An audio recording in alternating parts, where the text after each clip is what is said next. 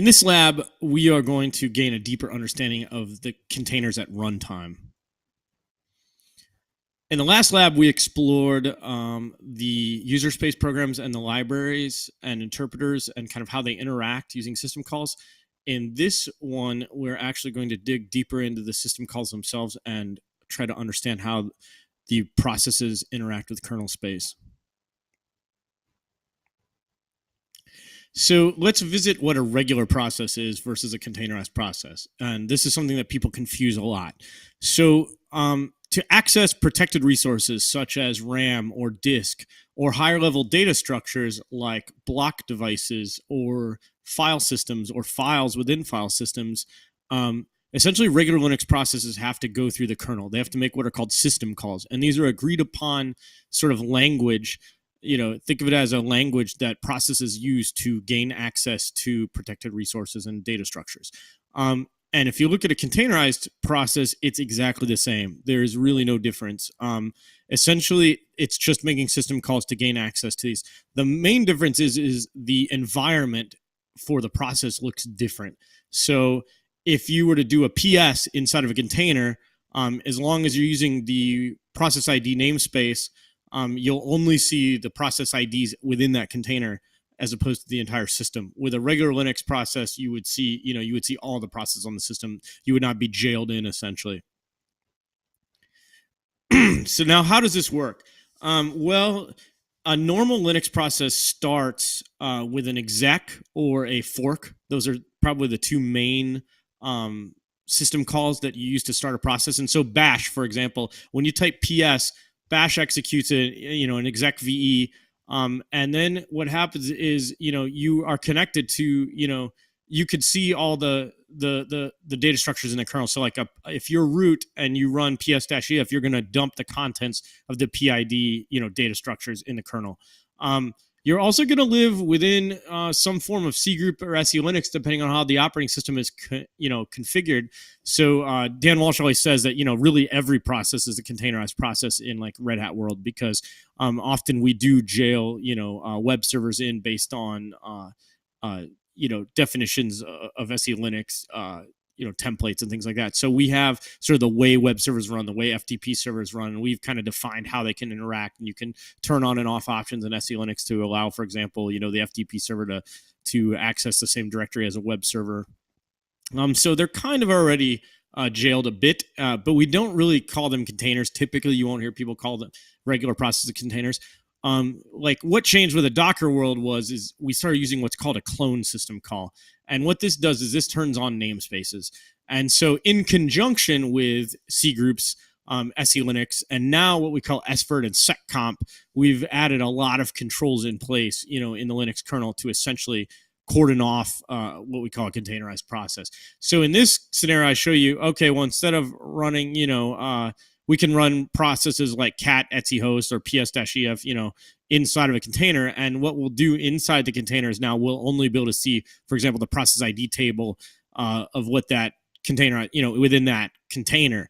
And mind you, there can be different processes within that container. They'll all see the same process ID, set of process IDs, if they dump the contents.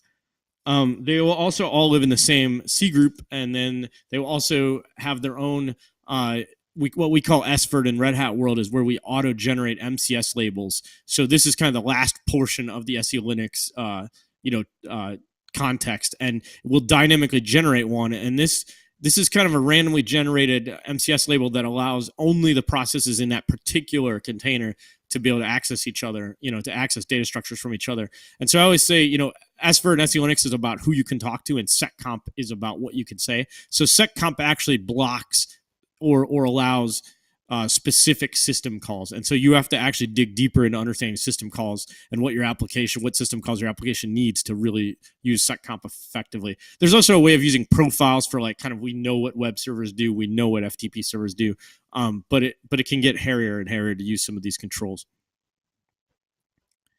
Now let's think about, so for example, starting a container, starting the process, within a namespace. You'll see now, okay, let's dig deeper into the namespaces. So it's not just the process ID namespace. There's also the UID, user ID, group ID, net. there's time, there's all these different namespaces that essentially you can essentially provide a virtual view of the world for a containerized process. And when you use this clone syscall to create these processes, that's the view of, you can turn on or off optionally these different namespaces, and there's a bunch of different namespaces you can turn on and off. In particular, an interesting one though is the mount namespace. So I want to walk through that one because it's one that basically all Docker containers use, because you're using this container image that we talked about in the last lab. And what you do is you essentially create a virtual mount, a mount that only that container really uses. But then what happens when the container wants to, for example, cat etc host, right? It still needs to access a file in that file system that lives in that mount. So what'll happen is you see here a standard process would just use a file open, right? And it would go to the VFS layer, which is a driver subsystem layer in the Linux kernel that then has plugins for XFS, and then there are plugins for block devices, different types of block devices.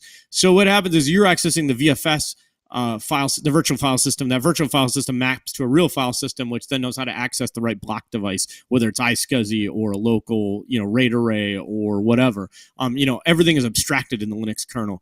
And so I just kind of want to map through. You'll see, okay, so process uses system call, talks to virtual file system, goes to XFS, goes to block. When a containerized world, it's not much different. You still use an open syscall. The only difference is you're now using that mount namespace, so you can only access files that are within your virtual mount namespace. So you're not going to see all the mounts on the operating system. You're only going to see the ones that you have access to. But at the end of the day, for that, especially for your main container image that's mounted and any data that might be bind mounted into the container, you're going to go through that VFS layer, then the file system driver layer, and then the block driver layer. And it's really the same. So I just want to kind of break down. I think this helps people really understand that containerized processes aren't terribly different than regular processes. So this is a very tight coupling between pieces of the operating system. Now, I mentioned something in the last slide called a bind mount. A lot of people don't understand this very well, so I came up with this drawing to kind of map what we learned in the last lab. So if you look at all these repositories, right, I mentioned that there are layers. You pull the repository down, cache it on a RHEL 7 host, for example, and then what happens is at runtime, all of these layers get smushed together into a read-only layer. If in the best case, we should make them, read-only. In fact, in a best case, we should not even have a copy on write layer. But all those layers within the container image are automatically read-only by default. But then by default, we have this copy on write layer that basically is where if you were to, for example, echo hello world into a file in the file system, that file gets created in this copy on write layer by default. So if you were to just echo hello.txt, echo something into hello.txt in the slash file system inside of a container, it will create that file in that copy on write layer. And that copy on write layer will stay, cached locally until you do an RM on that container. So think of the RM as that copy on write layer, and think of the RMI as those set of read-only layers. So you can remove, in Docker, you can remove the read-only layers that are there in the repository by using an RMI. You can remove those cached copy on write layers with an RM. Essentially, that kind of destroys all those contents. But what happens if you want to manage data long term? You use what's called a bind mount. And so I kind of wanted to show in the right box here, if you think about these copy on writes can be slow. So you wouldn't want to run a database, for example, with these copy on write layer. You wouldn't want to just have varlib MySQL live in the root file system and all the contents and every change you make get dumped into that copy on write layer. What you really want to do is mount varlib MySQL on what we call bind mount. And then this passes it through to the Linux kernel, and then it uses the VFS and file system and block drivers just like normal on the operating system. And essentially, this would be a much faster path, right? Because you're getting rid of that copy on write. You should operate much closer to a near native file system speed. In fact, at native file system speed for the most part, unless there are bugs and things like that.